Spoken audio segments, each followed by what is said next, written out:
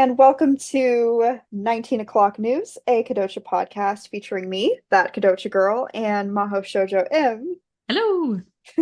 So we have a really, really exciting episode today. Something that we've wanted to talk about for a really long time. Like I think, ever since we started this podcast.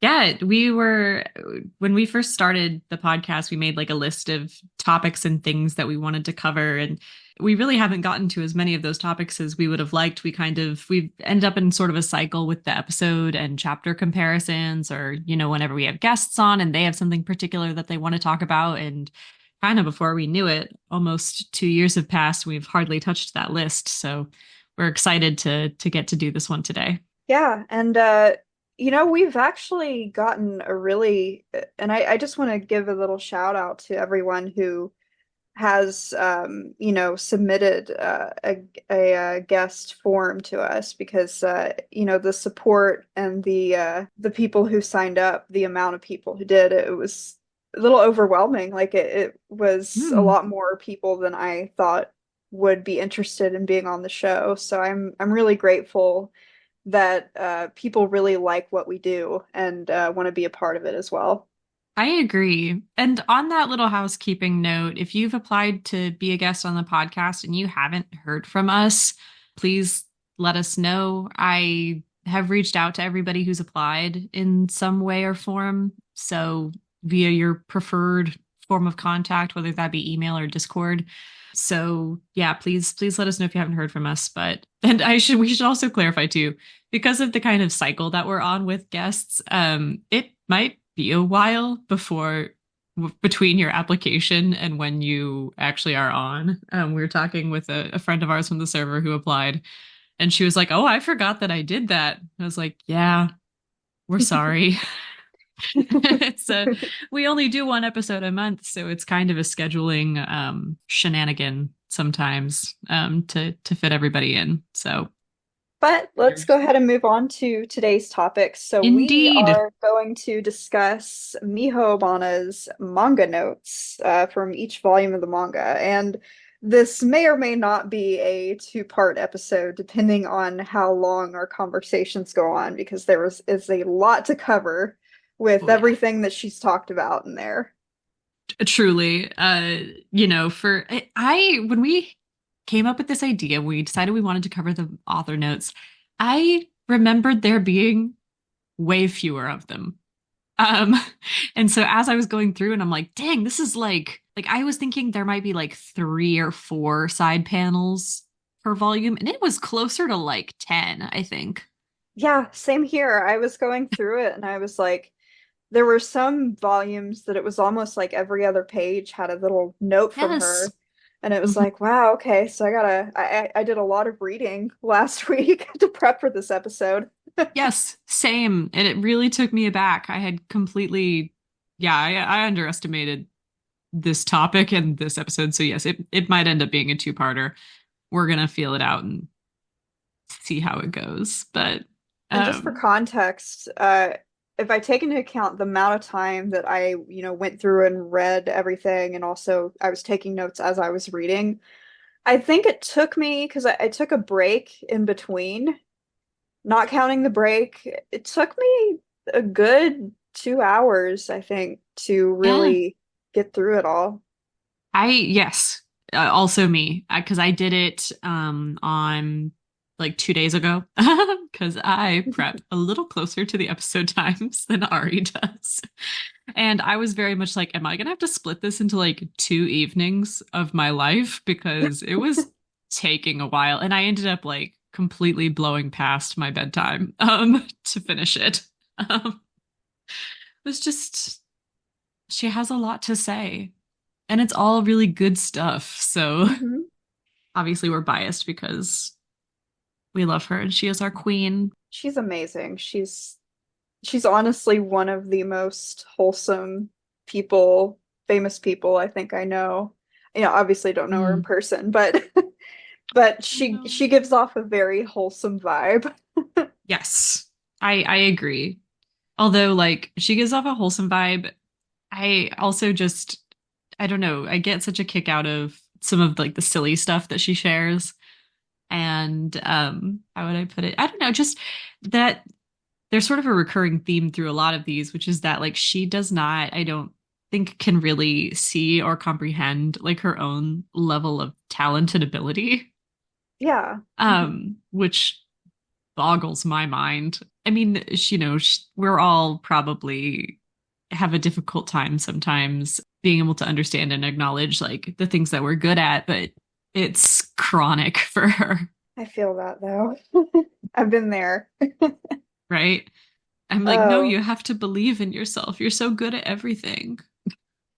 but one thing I'd like to mention, so we'll probably be starting, we'll go volume by volume with each of Hmm. her manga notes. But something that I really picked up on, which, I had read these long ago when I first got the manga, but a lot of this stuff, especially early on in the series, it's almost autobiographical. Oh, for sure. It definitely, over the course, like shifts more from about the things that led her to where she was, and then it sort of becomes like what she's doing now, I feel like, Hmm.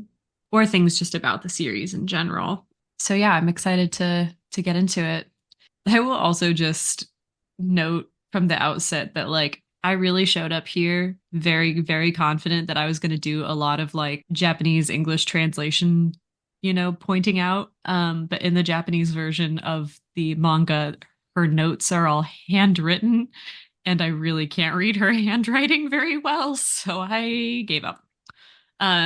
So probably not going to be a lot in terms of translation fixations of the week, but we did our best.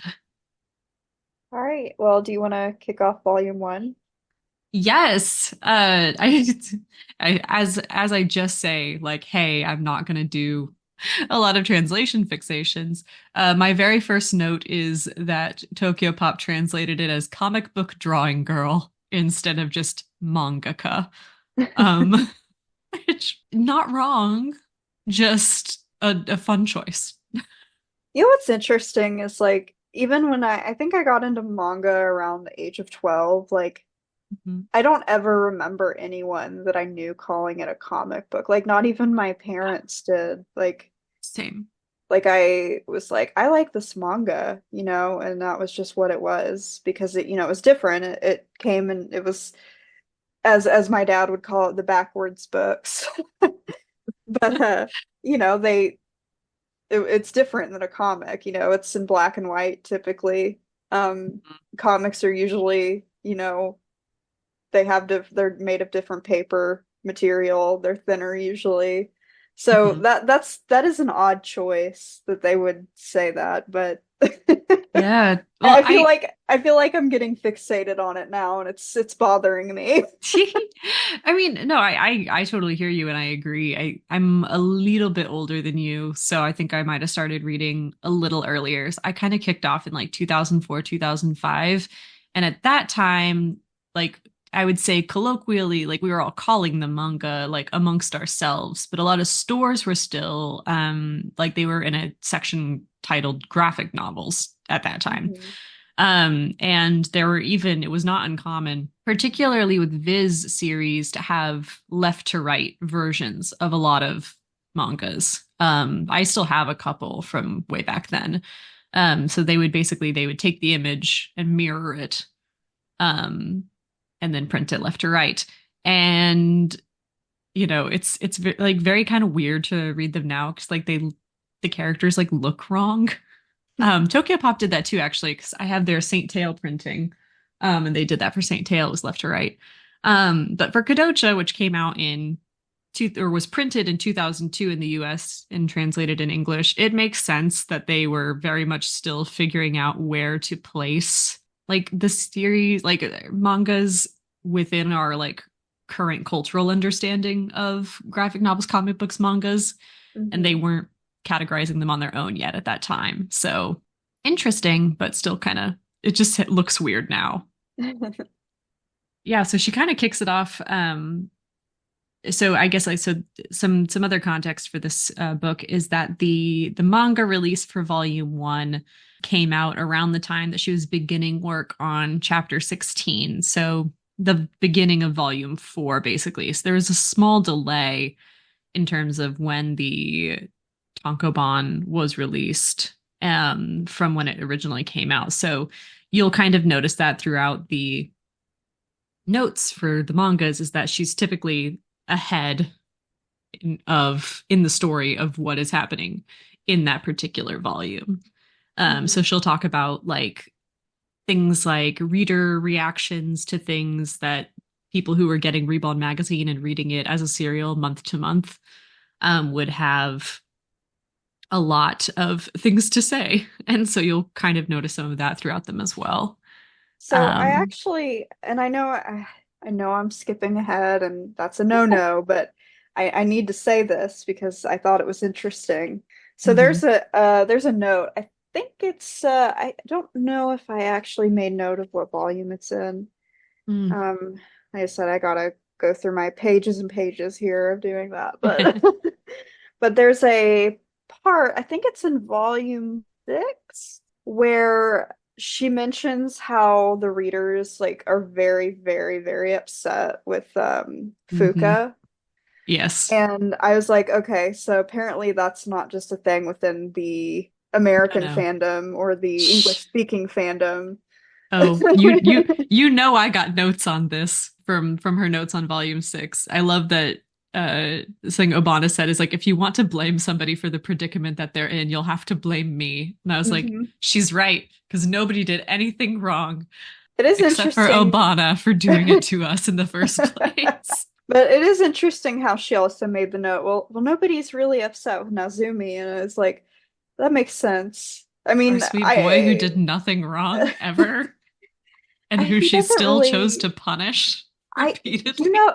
that is odd because like I feel like of the whole thing, like he was like the one who was like the most level-headed through the entire series for the most part. He For has the his most part. moments, but like, Oh, for sure. yeah, that was wrong. She needs to like do a sequel series just about him, like overcoming his life.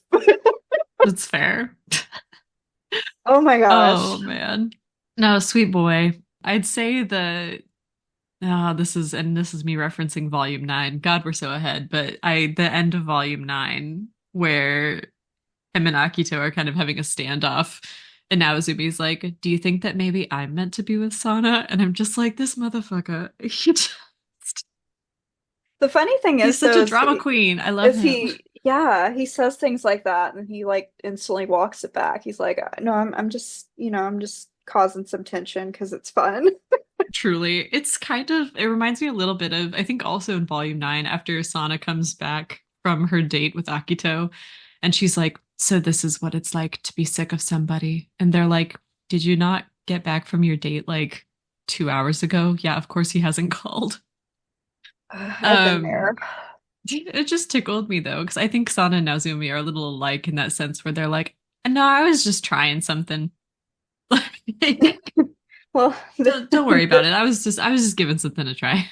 they are both theater kids after all. Truly. Okay, so volume 1. Things that we learn are in these early chapters, early volumes that she didn't use any assistance, which is for a monthly serial, where it takes her 17 days to do around 30 pages by herself. That is so much work. So at some point, she brought in her sister, Kaoru, to help like lay down some tones and things. And I think her sister stuck with her through the end of the series in terms of helping out, Hmm. which I thought was really interesting. Hmm. Another interesting thing, and again, I'm not sure if it was brought up in this volume, but I was kind of surprised that Obana said that her favorite thing to draw in manga was buildings. I know that was in I think in the volume 4 notes. Yeah. Preferring to draw buildings, which confused me so much with how much effort she puts into like eyes alone as an Mhm. artist. I was really surprised that she's like, nope, give me a ruler and I want to draw some buildings. I'm like, It's That's so Okay. random. Okay. I'm like, especially too, because I mean, these days, most manga backgrounds are photographs. Like, they don't do, there's not a lot of hand-drawn backgrounds anymore. I wonder if Um, she's still, because I think her other series, Honey Bitter, it either just finished or it's still going. I wonder if she was still drawing the backgrounds for those. I'm curious too. I haven't really looked at Honey Bitter, but it has been interesting to see with other manga groups who've been working for a long time. Like I'm thinking about Clamp right now, where they started like completely manual, of course, but as digital art tools have started to take off, they start to incorporate those tools with their existing manual processes. I wouldn't be surprised if she's got kind of a mix of things, just based on some of the stuff she's talked about on her Twitter Mhm. with how she'll do some touch ups and stuff on some of her older artwork digitally. So there's that. But So one interesting thing that she brings up in Volume 1 is about a classmate that she had that actually Sana was based on. Now, Sana was based on kind of a mix of a few people. So Sana was based on this classmate of hers that went to the Himawari theater, which is in Kodocha. She made a similar theater and called it Komawari. Uh, mhm. and she's also based on Ki-chan from the TV show Appare. I don't Mhm. know if I'm pronouncing that right. You got I, it. I I couldn't find any clips of that. I think someone shared. I think someone in the Discord server shared something from that the other day. But I did find Mm. a clip of a different character from that show, and it literally it straight up just looks like child's toy. Like from Tee. like the set looks identical. Like it literally just looks like live action child's toy. I love that. So back to the whole Himawari theater. Oh, yes, goodness. I had no idea like how massive it was. Like I Hmm. just like reading her little synopsis of it in the manga notes is like, oh, it just sounds like, something that, kids go to like to get discovered and it is basically, but it's massive. I mean, I just a Google search of it, like all these different things come up related to it. And did Hmm. you know that they were apparently very heavily involved in the movie Final Fantasy VII Advent Children? No, that's really, but with all the kids in that movie, that makes Yeah. sense. Yeah. hmm Yeah, Um, they were very involved in getting the actors, the voice actors in there and the oh, production, just the overall production. I thought that was really interesting, that connection there. But yeah. they actually had a lot of notable talents that came out of there. Mm. And they're all the Japanese voice actors. But you had the voice actor for Tuxedo Mask from Sailor Moon. He was out of Mm. Himawari, which apparently he also did the Japanese voice for Mario in a few of the Mario TV shows. I thought that was interesting. That is really interesting. Well, it's funny too, because I mean, because in the second volume, Obana talks about when she actually went to audition for Himawari, and it was a much smaller group then, but that would have been in probably like the 70s or 80s that she would have done that audition. So it's kind of fun to see how she even talks about it a little bit. By the 90s, it was already a much bigger deal. And I'm sure today, after 30, 40 years in business, has gotten itself quite the reputation. Oh yeah, absolutely. Like I mean on when you go to the Wikipedia page and like I think there's a whole section about like notable people that came out of there and like it's long. Like I only wrote Dang. down four of them, but there was at least I'd say 15 people that were listed. Um which another interesting thing that I found out, and this is kind of random, but the voice actor for Inuyasha fans out there, the voice actor for Koga he comes out of Himawari as well. He's Oh also wow. he's also the Japanese voice actor for SpongeBob. I thought that was so All right. random. That does feel random indeed. I I'm like I've only watched Inuyasha in English, so I actually am like I don't think I know what Koga sounds like in Japanese. But I Well, he don't sounds like SpongeBob, apparently. But yeah, that was looking into Himawari theater was a rabbit hole in itself. So Dang. a lot of talent came out of there. A lot of the voices that we hear in shows today. A lot of classic anime as well. So like it's just really cool to find those little connections, you know? Yeah, that is really cool. That's some good fun fact finding. Thank you for that. I love me some fun facts. I'm all about it. Like I anytime I find something that's a fun fact, I'm like, I can't wait to put this in a video. Like I have a whole like section of my notebook, just like if I happen to stumble upon like some random Kodocha fact, I write it down. I'm like, I'll use this in a video one day, I'm sure. You probably will, knowing you. At some point, it'll come in handy. We love that trivia mindset. Let's go. In volume one, she also talks a little bit about just how she kind of conceptualized the characters for Sana and Akito.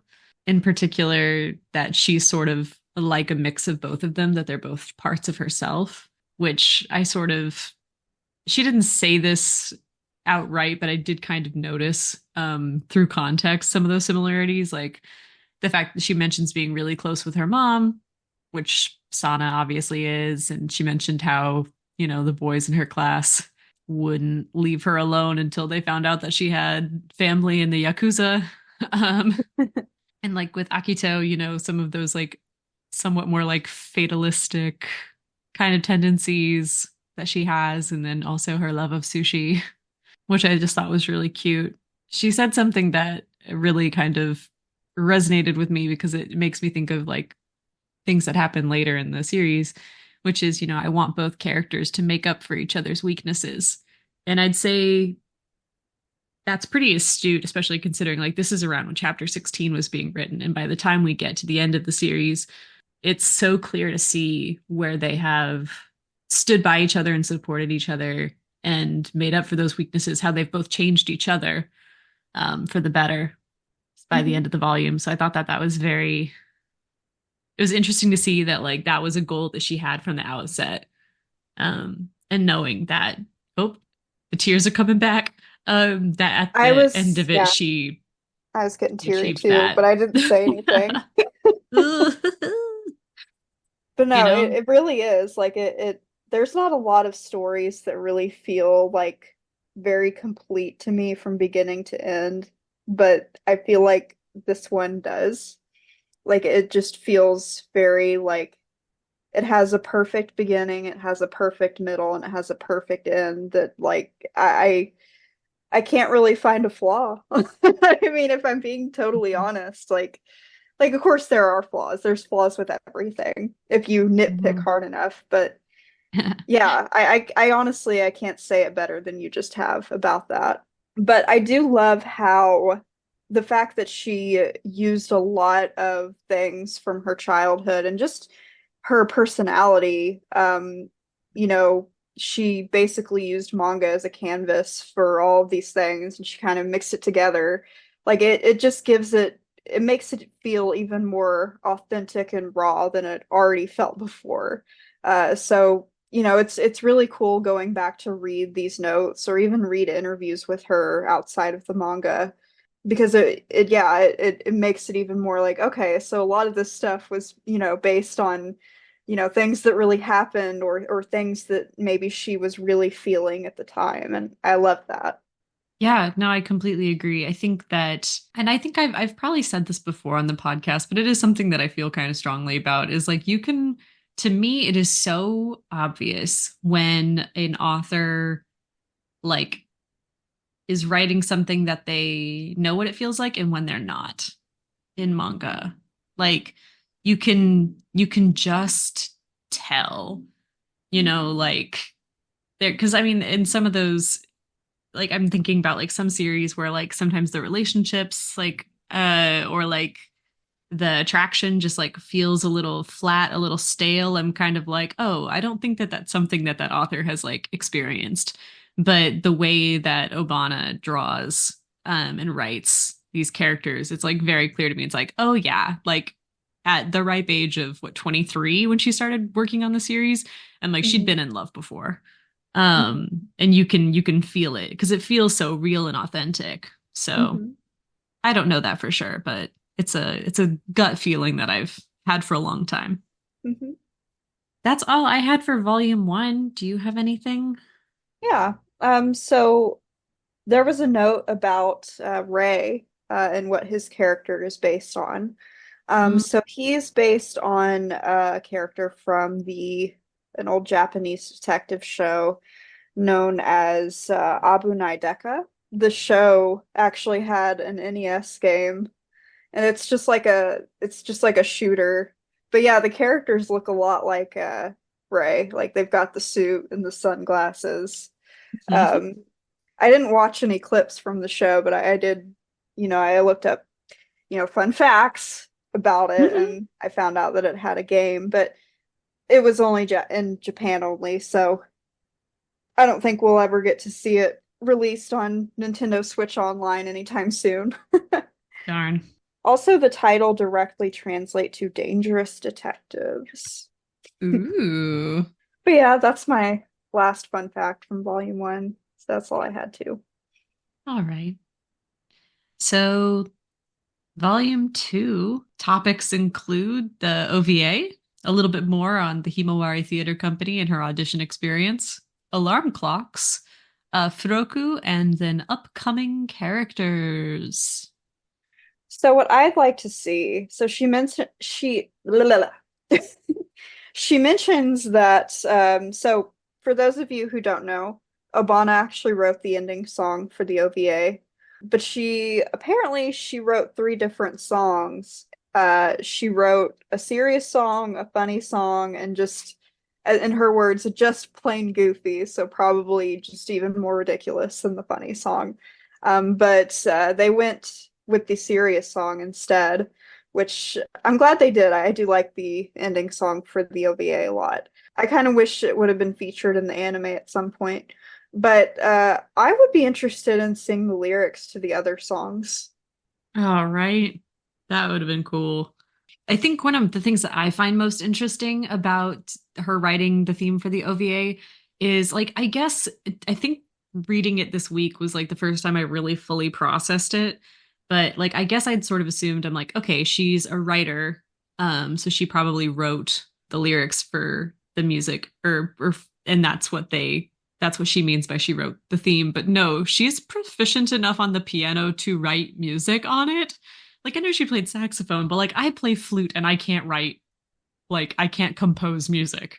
Like I just boggles the mind to me a little bit that she's like good enough on piano to compose something, write the lyrics for it, and then have another musician or another composer come in and do the full arrangement Mhm. is kind of wild to me. You know, Um, I was actually shocked by how musically talented she is because she also mentions in this volume that she plays piano, she plays saxophone, but she also dabbles a bit playing the drums and guitar as well. And I just wonder if like she has because some people just have that ability. They can pick up an instrument and they can kind of fiddle with it for a little bit and they can figure it out. I just mhm. wonder like is she one of those people? And I don't know, I get the vibe that she is. She's just got that kind of that way of that way of thinking. I guess you'd call it maybe she's very, very right-brained. Mm. I don't know if that would be it, but I feel like her brain is wired. She's very musically inclined. That's just the vibe that I get just, reading about her. Oh, definitely. I mean, yeah, and I'm always curious about Andante because that series is more about music, right? Hmm. Um, never have read it, really should do that. But It's funny you mentioned yeah. that because I just got a comment on my TikTok, and I never get comments much on TikTok. And this person was like, I just watched your partner video on YouTube. Are you going to read Andante? Like, I Huh, literally got that comment this week. So wow. maybe it's a sign we should read that and talk about it on the show. Hey, next up, right? Next Obana series. Yeah, no, I agree. Yeah, she is. I wouldn't be surprised if she's one of those people who can just sort of easily do those things with music. Could not be me. I'm kind of garbage at self teaching, but massive respect for those who can. As someone who's very like from a very young age, like I wouldn't say that I am musically gifted like Mozart or anything like that, but I I could not pick up an instrument and just like be able to figure it out. But I've always had the ability to compose music in a way that's very that's probably more intricate than it might I feel like I'm not making any sense. I'm not very good at my instruments. Let's just say that. I do play guitar. I know a little bit of piano, but like I did it like once, like over 10 years ago. Like I tried to self-teach myself and I could play a couple songs, but that I haven't touched a piano in years, so that ability is kind of faded for me. I don't know how to explain it because my brain is weird, but like when it comes to actually playing an instrument, like I guess because it's hard for me because of the how would you say the tactile, maybe that would be the right word, process of doing that is difficult for me. I find it a lot easier to just like I can hear music in my head if that makes any sense. And Mm-hmm. I can figure out like I could sing to you what I'm hearing, and I can maybe like using a computer software I can figure out like how to arrange it in a way that I really like and people really enjoy. But when it comes to instruments, I really struggle with the motor aspects of that. Does that make Mm-hmm. sense? Yeah, absolutely. I definitely get that. Because I, a random fun fact about I got a diagnosis for dyspraxia earlier this year, which is a hand-eye coordination issue. So, and I also play guitar, not very well, but I do play it. And, I always had a really difficult time. I can make the chords with my fingers, but I have a difficult time with strum patterns and like rhythm, which I think is related to that issue. So I understand like that sometimes the actual performing playing is a little bit more challenging because of that tactile piece. I am very different from you in the sense that like my music theory is garbage. I'll put it this way: I got through 6 years of band and never learned how to read key signatures. Oh Um, wow. I would mostly just guess and was right a chunk of the time. And then if I was wrong, my friend would go, "Hey, I think that was an A natural." And I'd be like, "Oh yeah, no, I know. I just fucked up." I didn't. I did not know. I could not read it. So, you know, It's it's difficult, music theory. oof. It it takes years of like actual dedication to like you have to be like, okay, like I really want to learn this, you know? And Mm. I've been there. I took orchestra when I was in middle school. I was not about it, man. And I did not learn a thing about music theory, but when I hit high school, I actually, you know, cared about it and I took the time for a couple years to learn about like key signatures, time Mm-hmm. signatures, you know, all the good stuff, like what each note means. But yeah, in orchestra, I was garbage. But it I'm would be sure like, you I'm sure but you weren't garbage. oh, I was last chair. Dang. But again, I was last chair because I didn't care. And I I remember specifically that this memory just it's one of those memories that haunts me. I shouldn't say haunt, but it sticks with me because I think about how my life went and how, you know, when I started playing guitar, I did local shows and people, you know, were really liked what I did. And I remember the orchestra teacher told me, you're just not talented at music at all." Oof. Wow. hmm That's so annoying. Come on, But lady. again, I really didn't care at that point in my life, so I was bad from lack of trying, I guess, more than lack of talent, I suppose. But Yeah, music's one of those tough ones. I moved away from it quite a bit. A little bit, and I know this is so silly, but like I hate people being able to hear me play. And so I kind of stopped playing when my now husband moved in with me because there's always somebody now in my house to perceive me playing, and I cannot have that. Don't look at me. Don't listen to me. Like, this is between uh, me you know and my what? guitar.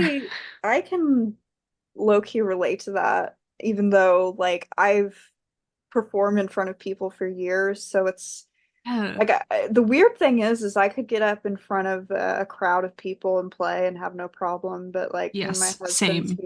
when my husband's here, it's like I don't want to. Yeah.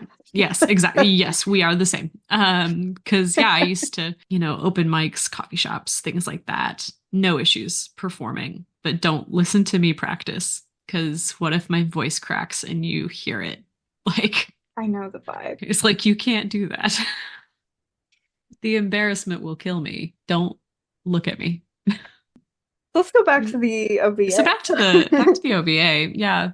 On the OVA, something that I thought was really interesting, and I know I said that I wasn't gonna pull translation differences, but Akito's voice actor is miswritten as Emi Ogata, but that is actually the love of my life, probably my favorite Japanese voice actor, Megumi Ogata, who is a queen and can do anything. And she does boy voices and girl voices, and she's so cool.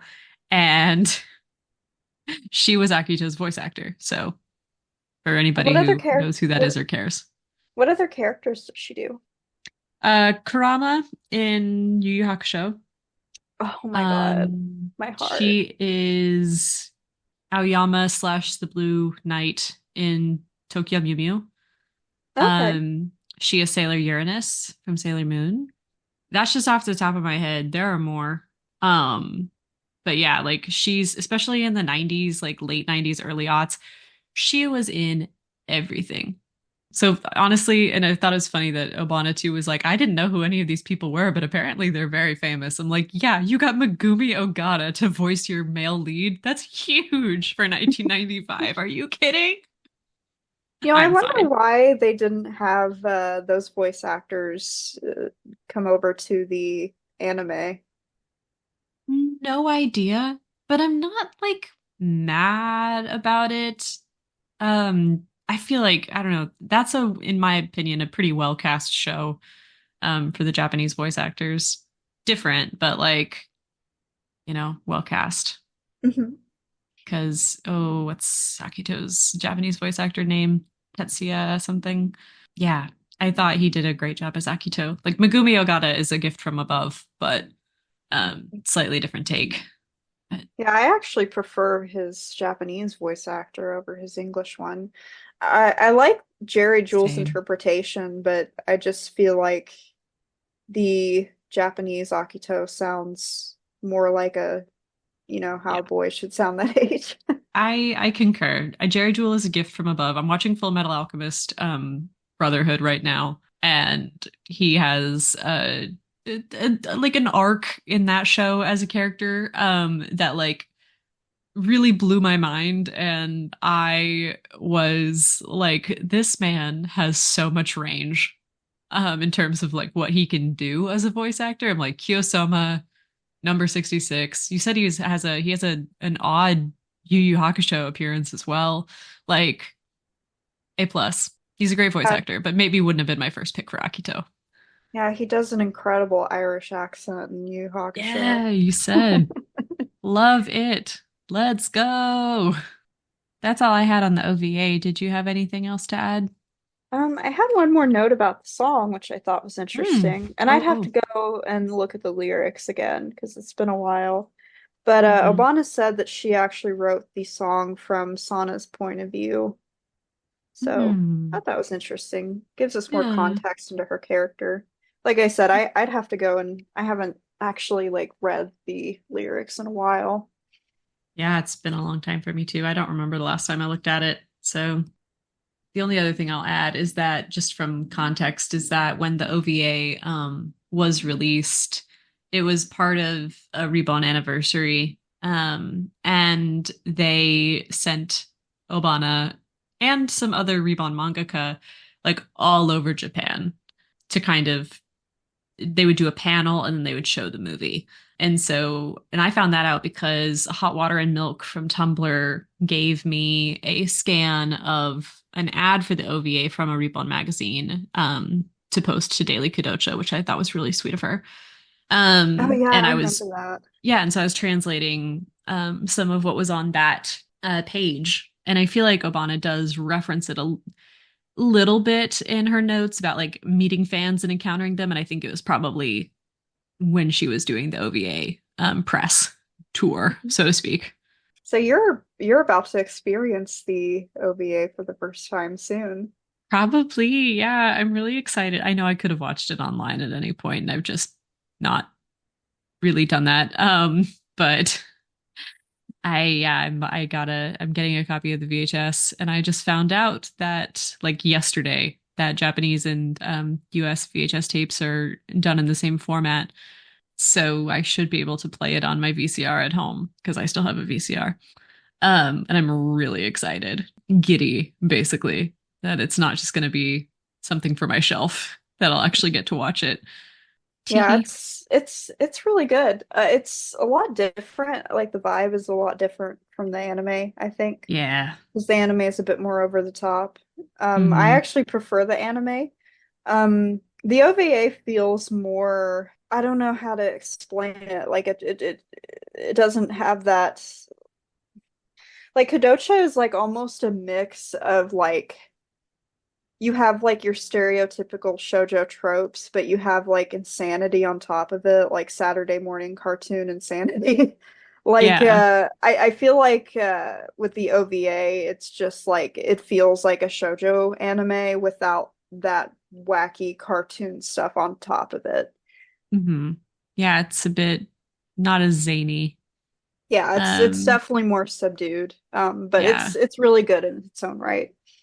Yeah, I'm really looking forward to watching it because I'm also curious about like thinking about how much of the show had come out at that or like how much of the manga had come out at that point, like what events are covered, what looks different or the same. I'm really looking forward to giving it a watch. So my next notes are on Furoku, but if you have anything on the Himawari Theater Company that you haven't already said or her No, alarm that's clocks saga.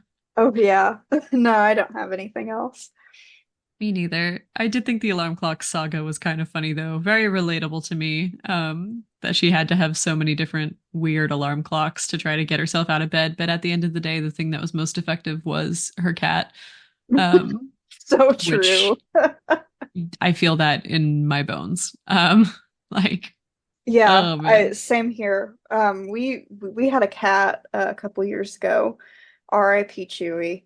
Mm, But Chewy would wake us up in the morning because Chewy liked to go out in the yard as well.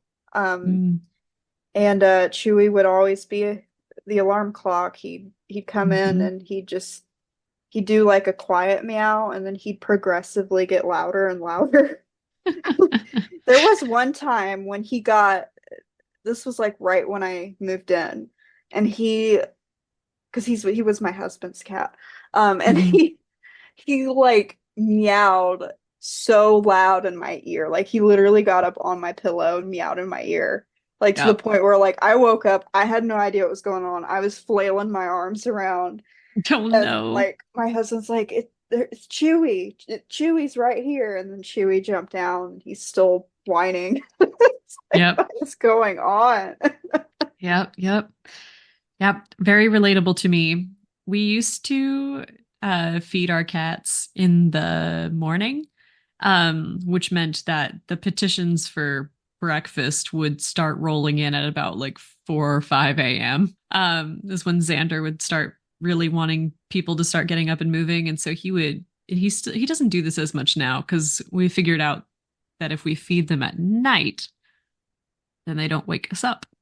Um, So he would paw at my face. His favorite thing to do was just like knock stuff off my nightstand, like Chewy just did that too. anything, Hmm. anything to get me up and moving and out of bed. And it was one of those things too where like he would know what things would kind of like needle me or like wake me up. And so like in my half asleep state, I'd be like, no, no, ignore him, ignore him. Just ignore him, clean up the mess later. Like it doesn't matter. You're not gonna lose to the cat.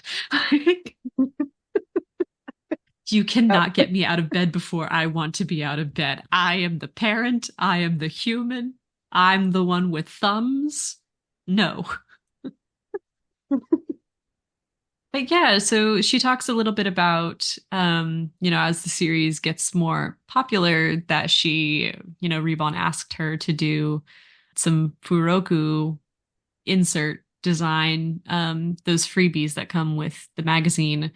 So you've probably heard us talk about these on the podcast. Things like the World Note, or some of the notepads, Sana-chan's Friendly Diary, things like that. Those are all Furoku that Miho Obana designed. But she talks about how like she was really stressed making them because it Yeah. took away from her time to work on the color page Mhm. for the chapter, which made me really sad that she did not enjoy making those because I love my little Furoku collection. They make me really happy. So I know. That's a shame. I know, sad that because she was so it's a punishing schedule. I mean, 17 days for like 30 pages of comics plus a color page plus Furoku. Like I get it. I bet there was a lot But of tears. At oh, I'm least. sure. And especially too in the early days before like when the series was starting to get popular but she still didn't have like a team yet of assistants to actually like help her get through her pages. I bet that was really tough. Hmm. So I'm she does talk in a later volume about how designing a Furoku was like one of her original goals when she first started out and that she achieved it. And so that made me feel a little happier, but I was still sad for her because I love my Furoku. Yep. I have a nice little collection of those too.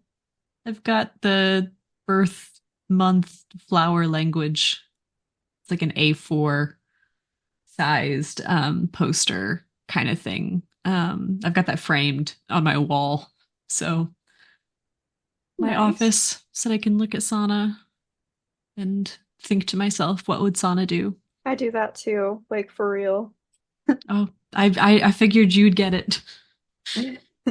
The thing that she wraps up with is talking about, now that the series is progressing, she has time to, or she needed to expand the cast a little bit. And so she talks a little bit about, not in so many words, but she sort of alludes to the invention of Naozumi and Fuka, which she talks about more in the next volume. Or maybe it was in this volume. Which one does she do the mm, little silhouettes of their heads? yeah, I'm pretty sure that's volume two because I think Okay. Naozumi comes in volume three. That's right. And Fuka and four. So loved that little reference. So and this is something that I noticed particularly in the next volume notes, but it's interesting to think about how she had like various like series lengths planned and was just kind of waiting to see like how it would be received and if she would need to continue it longer. Hmm. So yeah, I've been wondering forever, like that's really smart of her to do, to kind of like have these, especially in the early days, like these sort of self-containing arcs in case the series like got canceled, question mark. I don't really know how that works Yeah. with manga serialization. But it makes me wonder if she had like multiple endings planned out or if there was always going to be one sort of common ending for the series. I hope she does like a Q&A one day because there's so many Right. things I'd like to ask her about like how she came up with certain things that I've never seen her mention in interviews. Like how did she come up with the ending? Did she have multiple endings that she was fleshing out? because it's possible maybe she was just like, well, I want to make multiple endings and then like, plug it in and see if it works or not, or, Hmm. depending on what people react to, I'll make this the ending. Yeah, that'd be something I'd really want to sit down and ask her one day. Like part of me hopes that like on her Twitter page she does like a Q&A or something because like I Ugh, said, there's just be so many things. Like I can't even sit here and name them all. Like I'd yeah. have to have another notebook to write all this down. Yeah, true. I agreed. So many things I wonder about that time specifically. I don't know, it's just interesting to think about Kodocha's overall development and just the way that it took off the way it did, especially for her first series as a like solo mangaka, and being so young and for it to, spawn an OVA very early, for it to get an 102 episode anime very early in her career. Like that's a lot Mhm. for one person. So You can kind of feel it too in the later volume notes. Like you mhm, can sense that she's overwhelmed by it. And there's absolutely. almost this sense of like, people actually like this. I know, which is like people actually like this. I'm like, girly pop, this changed my world. Same. This had a huge impact on my entire life. Yeah, people like it. Feels like the understatement of the century, but It really does. Really she's does. so modest. I don't think she'd it like absorb it anyway. But oh Yeah, man. sometimes I wonder if she sees the fan content online and like I just wonder like what she thinks about it. Like I wonder like she's possibly listened to this podcast. I mean, Oof, oof. that'd I be don't know. weird. That would freak me out. I'm like, no, don't go away. I love you. Stop.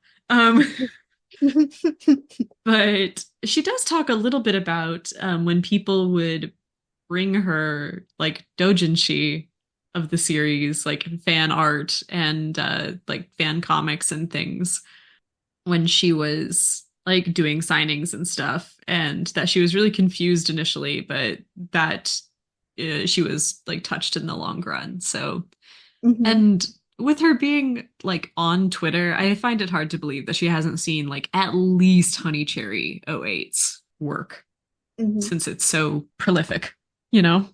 Oh yeah, there's a new artwork at least once a week from them. I know she did, or them. You're right. I do not know the gender of Honey Cherry '08. I'm making a lot of assumptions, but they put out a lot. They've been kind of propping up the Kodocha fan art community for like a decade. Um, Yeah, a lot of the stuff like before I even started my channel, like that I'd look mhm. up Kodocha fan art and there'd be a Yeah, lot from them. I love that. Volume three, I topics have include. Oh, sorry. I was just gonna say under volume 3 on my notes I have in big bold letters all about chipmunks. But go ahead. I was gonna say like topics number one, chipmunks. She talks about firecrackers. She talks about moving houses. She talks about the Kodocha anime, which was in development at that time, and then she talks about just like her own number of chapters that she had planned out. So there's that. So about the Something chipmunks. about the chipmunks. Let's talk about the chipmunks. That was probably my favorite part of the Obana notes in this volume because it was like just fun to imagine her having a pet chipmunk and trying to put a green sweater vest on it and it getting angry. Yes, agreed. Oh my gosh, I don't, this was a while ago, but somebody in the server one day was like, I think Maro is actually a squirrel. And I was like, don't start me. Um, because he is a chipmunk. That is correct. Dang, I forgot to look this up because I wanted to research this more, but she said her first chipmunk was named after an old cartoon chipmunk named Banner, and I wanted to look that up Mm. and see what it looked like, and I forgot. You know what's something I just realized though? What? Speaking of green vests, okay, so when we did the group buy of the Kodocha keychains, the Maro keychain that I got is wearing a green vest Oh and my a red bow gosh, tie. yes. Yes, I because just realized. I'm looking over Adam. I have him hanging on the wall over there. And yeah, he's Uh-huh. wearing a green vest over We're in a there. green vest. Oh, I like that we have the matching Maros. That's really cute. Love That's it. very cute of us. But yeah, I just noticed that. I'm like, oh my gosh. An underrated character in the franchise, truly, is Maro-chan. My favorite scene from the whole series with Maro is probably when Misako basically kidnaps Akito and they're at the Mm. house and Akito's like, where does that thing take a crap? Yep. Or where does it take a dump? Or whatever. Yeah. And she's like, Maro, show him how it's done. Tee. I I love that mean, scene. it's so good. I also I just like the part where she's like, "Well, like what are you talking about? Like he's very clean." Which tickles me. I also thought it was funny that Obana's mom was like, "What if they talked?" And Obana was like, "We don't. You don't want that. Nobody wants that. You don't want to hear what a chipmunk has to say." So I actually knew a girl who had a pet chipmunk briefly. Really? Um, Oh, and wow. I don't know if that's like technically legal here, but this was a long time ago. This was when I Uh, was about 9 or 10. And there was this girl that I used to play with who lived next door to me. And they were like they used to take in sometimes they take in like an animal if they saw a wounded animal, not like a big animal, but like a squirrel mhm, or like a bird or something. They would like take care of it in the garage. Um they were sweet.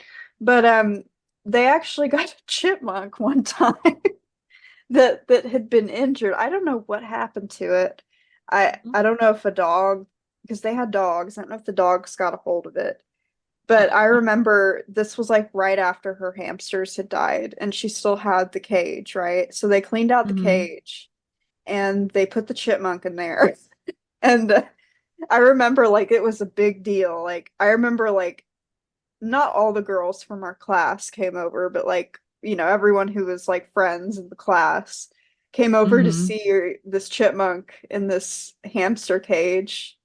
And I don't know, it was kind of surreal as a kid at the time because like usually you Mm, don't see that. And it was like, oh yeah, my gosh, like there's a chipmunk right there that we can look at. I know. It was I'm like I very exciting.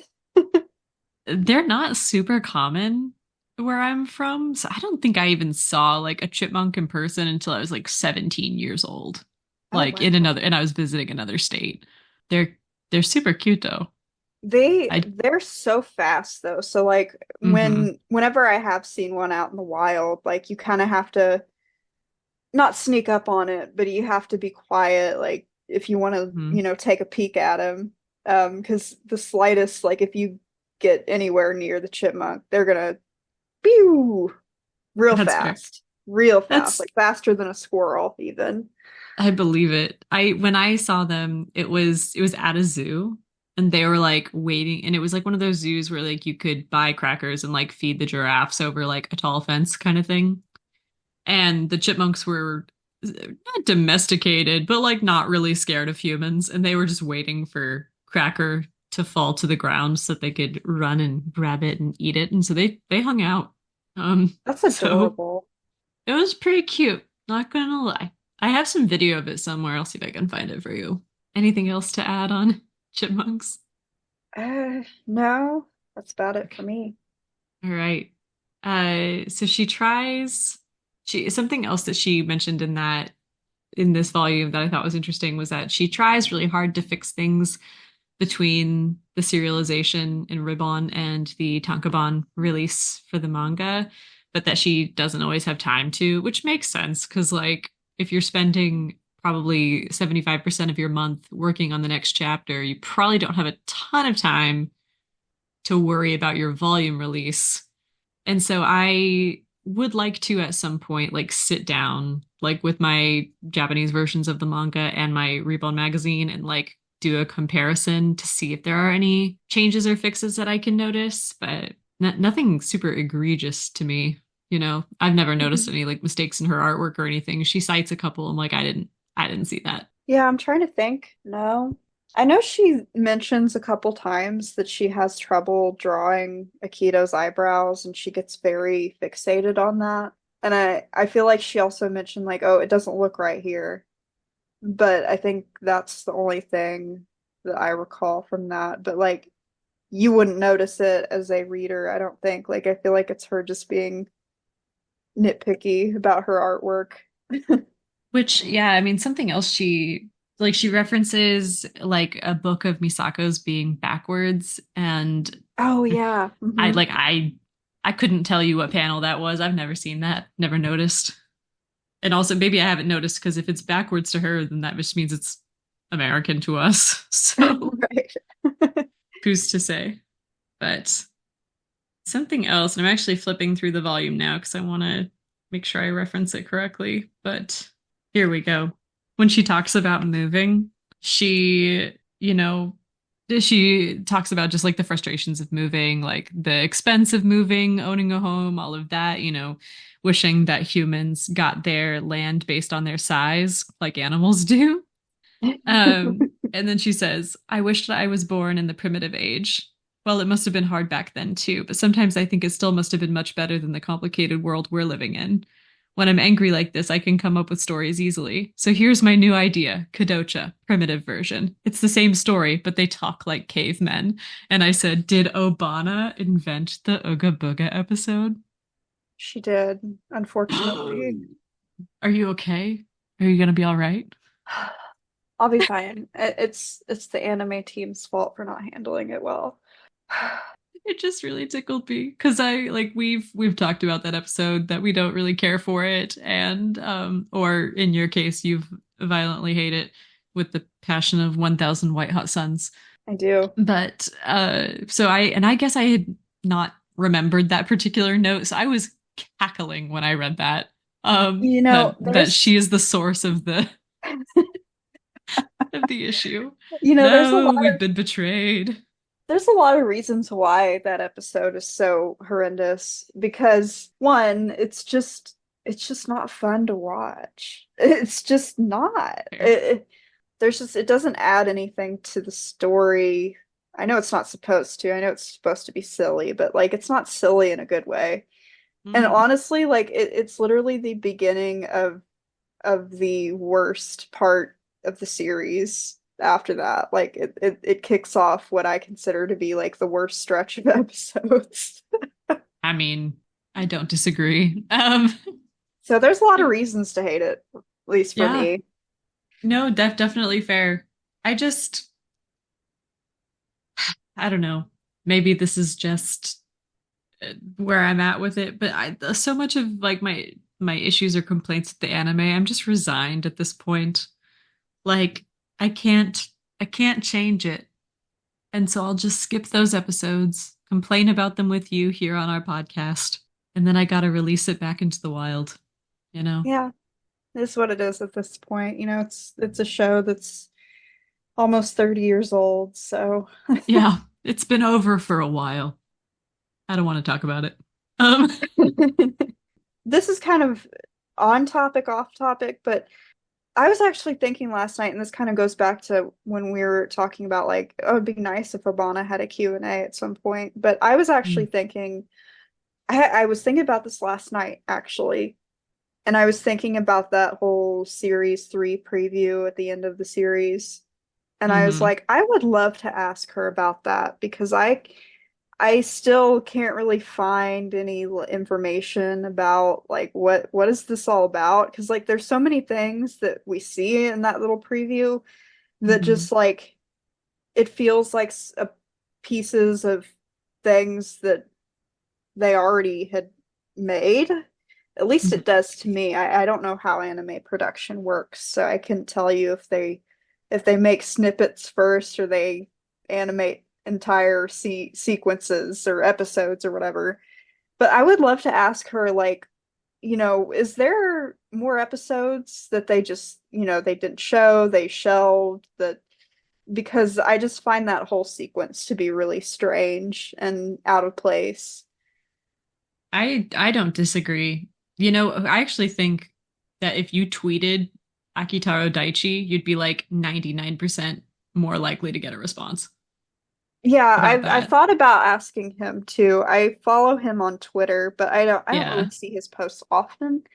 But like Yeah. I guess I feel awkward, and I know like I probably shouldn't, but I always feel awkward like asking like someone that works in the industry like a question about something, because like one, I'm like I don't expect a response because I'm sure they get a lot of people like tweeting them or trying to ask them questions about things that they probably don't even really think about.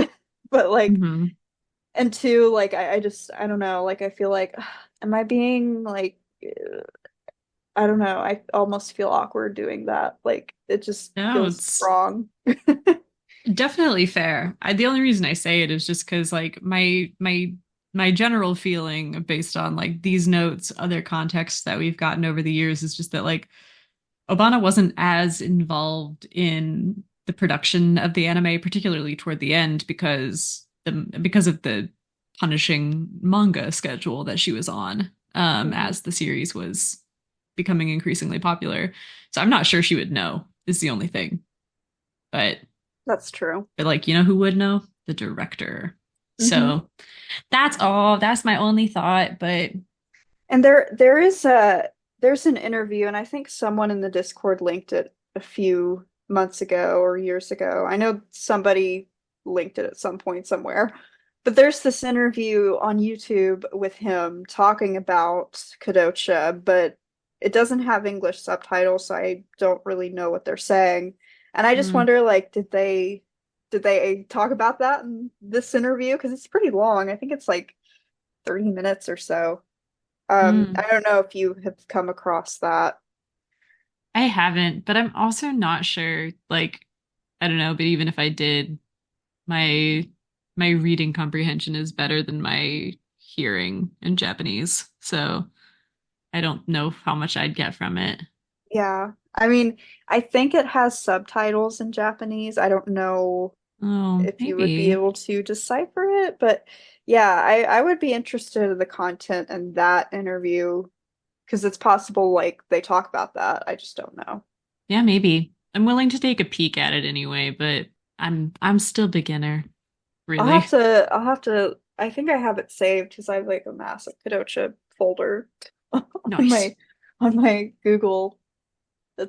It's just like things that I find like it's another of those one of those things like I could use this in a video at some point. Save favorite. But yeah, Nice. I if I find that again or if I remember, I'll send it to you. Okay. Do we want to move on to volume four? Absolutely.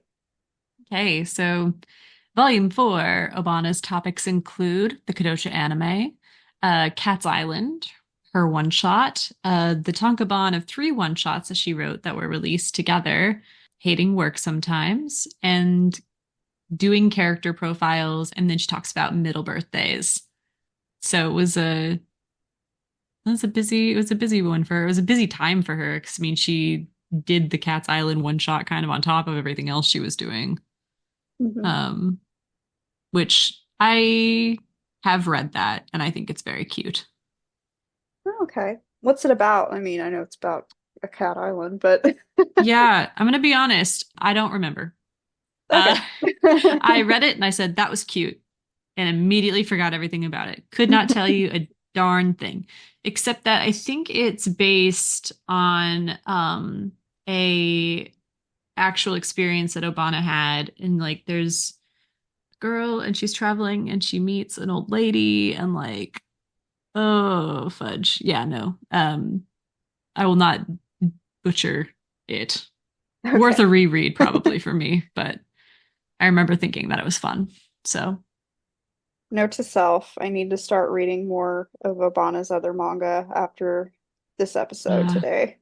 me too. I just haven't been reading manga that much lately. I've been busy. I haven't Um, either, and it makes me sad because I had Same. just bought like a bunch that I got like deals on like a few months Nice. ago, and it's all just kind of stacked up on my shelf right now. Hmm. Like the only one I actually got around to reading was the first volume of Yona of the Dawn, and it was really good. Mm. And I can't wait to read the rest of it, but like I just don't have time anymore. It Yeah, sucks. Being an adult sucks. it kind of does, which is a great transition into Obana talking about hating work. Sometimes, even when you love the work you're doing, it is still work, and sometimes making stuff is a slog. And I think we can both relate to that. Like, we do these Absolutely. fan projects of ours because they are fun and bring us joy, but sometimes they are just work. I'm Um, just gonna get candid here, and I know by the time this episode comes out, my video will have released, but I just, I had been kind of sick too over the summer, so it kind of slowed down my creative process. So I was, sick in bed for a lot of my days that I wasn't working or doing anything. So I didn't get around to working on my Kodocha Series 1 review, but it it's it's been hard. It's been mm, hard trying to get that video out, and it's been weighing me down, and I hate to feel that way about it because mhm, I know a lot of people have looked forward to it, and it's just like it's like I sit down and it's like it's hard to you just feel like this blockage. You feel like this wall is between you and your project, and it's hard to break through that. And I felt that way with this project, probably because I had been sick, so it was like hard to get back into that groove. So, but yeah, I hope those of you who did watch the video, I hope you guys enjoyed it. And but I will say it was definitely a process trying to get myself to get it out there. I feel you. Something that she said that really resonated with me in one of her notes is that, making something isn't always about having fun and feeling joy. And I was like, Mhm. yeah, girl, you're so right. Because, I work in marketing. So I spend a lot of my day getting to do really creative things like video editing and graphic design and photo editing and things like that. But it's not always fun and it's not always joyful. And sometimes it'll suck so much of my creative energy that like when I sit down to like do something for daily Kodocha, I just don't have the same energy for it anymore. And so it'll feel sort of like an obligation. So she is a relatable queen. Um, Something else that she talks about when she's talking about that section is that she doesn't like doing illustration like without words or context, which I thought was really interesting. But she's such an excellent like writer, and like the writing is so key to Kodocha. Like that makes like a lot of sense to me that that would be Mhm. challenging for her. Yeah. Although she really knocks it out of the park sometimes, though, especially Oh, during the Christmas kiss scene, which yeah. is in this volume. It was. That scene and the other scene that comes to mind, I think it's in volume 8, might be 7, is the scene where Sana sees Akito in the hospital, I think for the first time, Yeah. and she comes running towards him and while he's in the bed and they have that hug. I love that scene. Oh, that one's so the way he reaches for her. Oh my God, um, I'm with starting to his tear one up. arm. I'm like, oh, I'm messed Don't up cry. too. Don't No, I cry, don't know. cry. I know, I know, I know. It's so good though. It's so good. Yeah, so it kind of reminds me how to me it feels like sort of the manga or the artwork equivalent of like when the anime has fantastic uses of silence. Hmm. For those quiet moments. That's kind of what it feels like to me from the manga perspective is just like that's like quiet. That's where there would be no music Oh yeah. for a moment. So Oh, I that really love that that. reminds me is there's have you seen the movie? You probably have. It's pretty popular, I think, in anime community. But A Silent Voice. I am aware of its existence. I have not watched it. You should you should watch it. You will cry like a baby. Of course. Oh, you need to see it. It's a masterpiece. But there's I've a heard. Yeah. I'm not gonna spoil it, but there's a scene towards the end where they do that. They have a moment of silence, and like I'm kind of tearing up thinking about it because I'm so sorry. Like the scene is really emotional for me. But Yeah. there's this scene towards the end of the movie that does that. There's just silence, and it's like you had this major build up to this scene Hmm. where, you saw like how much suffering that the both of these characters went through, and then you realize just how much the main female protagonist was suffering at that point. And Hmm. you just have that moment of silence while there's fireworks in the background, and like I'm so sorry. I'm like bawling right Oh, now. oh, honey. That scene is so good. You need to watch Yeah, it. I will. I will. And I actually started, that was another manga I was reading a couple months ago before I got really busy and really sick, but like that manga, it's really good too. But yeah, that was a fantastic use of silence, and I love when things do that. Mm. Um it just really just adds to the impact. Like it just gives you that moment of like, I guess, taking everything in that has happened up until that point. And I love it. I love when things do that. Yeah. Yeah. No, I mean, that's well said. Oh Oh, man. I only had one more note on volume four. Do you have anything you want to talk about? So I actually had some notes on the middle birthday. Um, Ooh. so I thought it was interesting. This was another thing that Obana brought into Kodocha from her childhood. She mentions that this was something that she did with her friends in elementary school. So I thought that was cool. A nice little Mhm. personal touch again. But she also mentioned how there's a scene, I think it was the original publication in Ribon magazine, where the Sana and Akito were in class on a Japanese holiday. I think it was she in the, at least in the English translation, it was called Health and Wellness Day, I believe. Mhm. And she said that they were in school that day and they should not have been because it was a Oops. holiday. And she was like, "Oops, yeah." Yeah. I thought that was interesting. I'm like straight up never like, oh my God, especially with working on my fic and stuff. Like one, not even with Japanese holidays, but sometimes when she needs to look at a calendar, it's a little rough. Like she sort of implies that like Akito would start school in the US like in January, and I'm like looking at the calendar and I'm like, nobody's gonna be in school on Martin Luther King Jr. Day in 1998. Like they're just not. Like That's funny. so like things like that, which like I don't expect her to know about like US bank holidays, but I just thought it was interesting. And of course, like when she was writing this, I doubt she was thinking anything about American audiences because I don't Yeah. we didn't get that license until the series has already been completed for 5 years. So she was fully not thinking about anybody from these United States reading this book. But yeah, that does make me laugh. But she Yeah. said that she actually rewrote the scene in question for Health and Wellness Day in the manga, like the actual Um, book. But yeah, I thought that was interesting. yeah, I like that. Now I'm kind of curious. I'm like, oh, I want to see the serialization. I want to see the Reborn version to see. I've been on a Ribon deep dive lately. Like I've been looking into like when, what year this was published and kind of like narrowing Hmm. it down because I would like to like collect them. They're so Hmm. expensive though. I But know. I really would like the 60th anniversary edition, and I've been eyeing this one online for a while, but the seller has really poor reviews, and I'm like, Uh, I don't know if I can justify $100 from something that might come in the mail and be destroyed. yeah, no, that's definitely fair.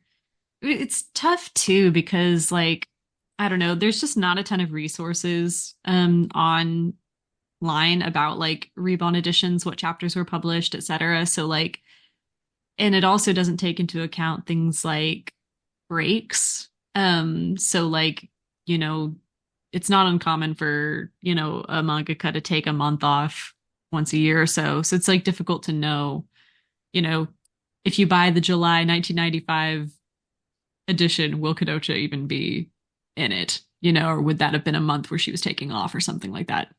I'm Mhm. using that as an example. I think that she did publish in the July 95 issue. But point being, it just makes it difficult to figure out which ones go where.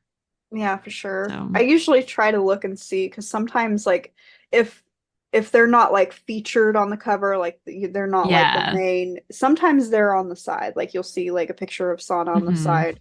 Yeah, I love the sellers who will either post which series are in that volume of Ribon, or, and I really love the sellers who will post a picture of every single color page Yes, me in too. the issue. Those are good people. Those people are in a one-way ticket to heaven. Just, There's a few of them on Mercari right now I that are, know. Ugh, and it's like so tempting, but like I know. I so cannot afford it right now, like which Yes, stinks. same. Oh, that's so tempting though, especially now that they've got all those now that we have access to the Japanese sellers and like the fees are high, but the price of the objects are pretty good. So it's Yeah, tough. it's It's really rough. tough. But I've kind of made an agreement with myself that like I'm trying to really only buy Kodocha issues where like or Ribon issues where Kodocha is like featured on the cover.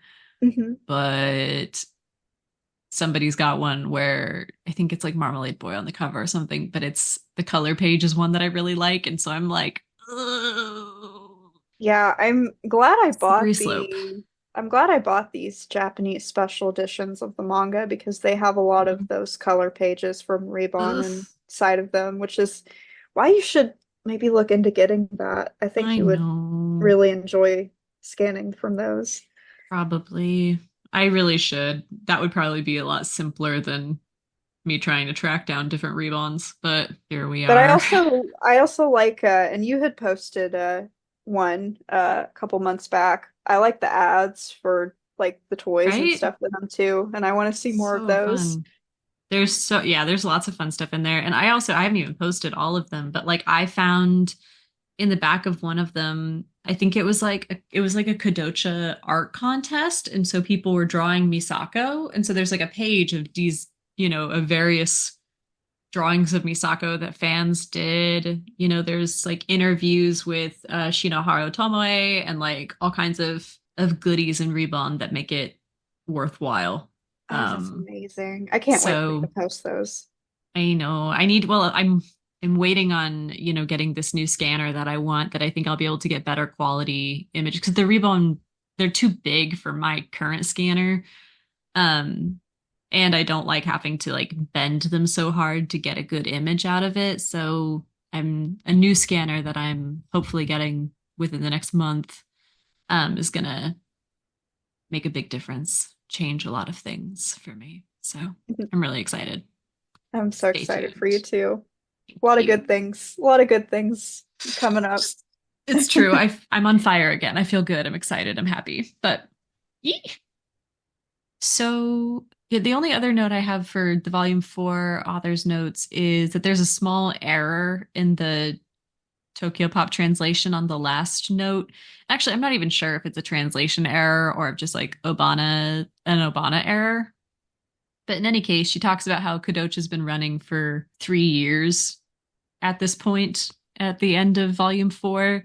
And that's not correct. It'd been running for 2 years at that point. I checked the Reborn release date and when the Japanese copy of volume four was printed. Hmm. So small error there, but so at the end of volume four, it had only been running for 2 years. Well, that's all I had to say about Volume 4. Okay. Well, volume five is pretty speedy because it's just character profiles. Yeah, there was a lot of Um, interesting stuff in there though. Oh, for sure. But that's of all of them, probably the most focused use of the side panels Yeah, that she has in the whole manga. I actually have a lot of notes for this. So Ooh, I have a few. do you want to continue or do you want to save this for our next episode? Because like we'll Uh, probably get in a lengthy conversation for some of these because I have a lot of notes on these. yeah, that's definitely fair. Let's save it for next time then. So yeah, so over an hour later, we have talked about four.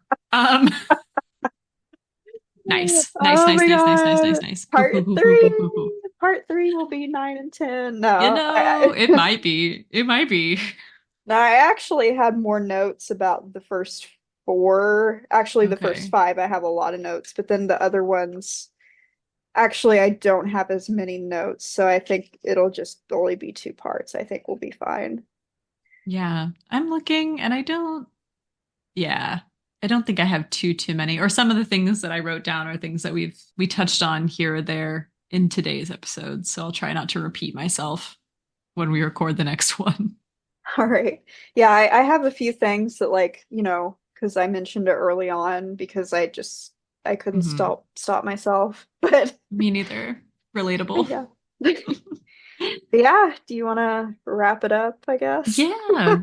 Yeah. We'll just say thank you, everybody, for sticking with us on this somewhat winding. Obana always calls these Obana's incoherent babbling, and that also resonates with me for today's episode. Same here. I Is feel like we got on a lot of tangents this time, which I don't think is a bad thing. I think people oh, like the tangents. At least, comment below if you do or you don't. Let us know.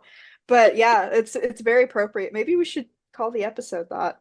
the incoherent babbling. Yeah. Well, Yeah. it's like because she's doing incoherent babbling, we are doing incoherent babbling. It's all her fault. If you're looking for Yes. somebody to blame, you'll have to blame her. Um, It all so comes full circle. exactly. So thank you everybody for listening. And next month is actually 19 o'clock news, a Kodocha podcast's second birthday, if you can believe. So we're looking forward to talking more about these notes and probably reflecting a little bit on the last 2 years. So more to come. We'll see you next time. Bye. Thank you for listening to 19 O'Clock News, a Kodocha podcast. 19 O'Clock News is hosted by that Kodocha girl and Mahou Shoujo M. We love making new friends. Feel free to join us in the Kodocha Discord under Kodocha_media. 19 O'Clock News is not affiliated with any current or previous rights holders to Kodomo no Omocha by Miho Obana.